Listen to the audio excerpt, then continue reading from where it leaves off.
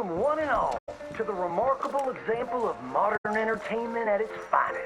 Now, most of you youngins, I'm sure, know about our great national hero and pioneer, Josiah Blackwater. Him that gave the town of Blackwater its nomenclature.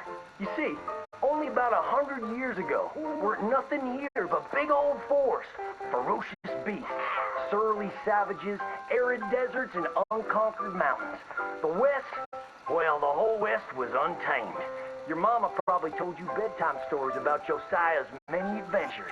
But I'm going to tell you a story you ain't likely to have heard about his possum hat. Now, Josiah Blackwater was born in the year of our Lord 1782 in a log cabin just west of Ansburg. He was a special boy.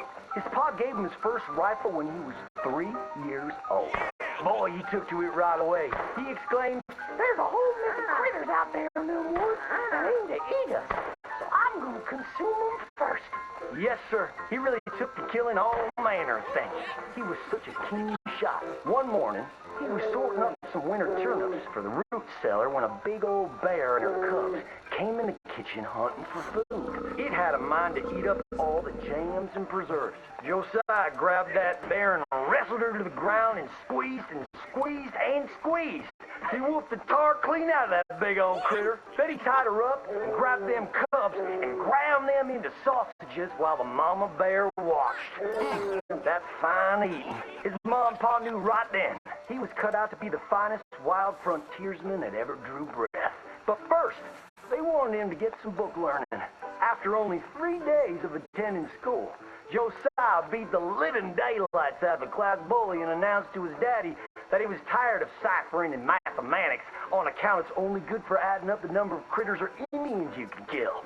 So, he ran away from home and headed west.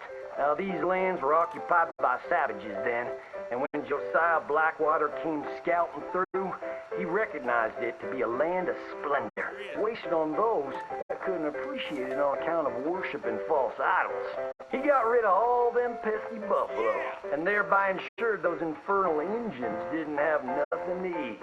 Of course, that got them mightily riled up, so he had to slaughter all of them too. Just like his daddy had once done to the Redcoats in 1775. Right about that time, he met an Indian girl he took pity on account of having annihilated her family. She was 12 years old, and so he took her as his wife. She gave him 2 sons before she died of typhus. Now, y'all know that Josiah Blackwater wore a possum for a hat, but most don't know how that came to be.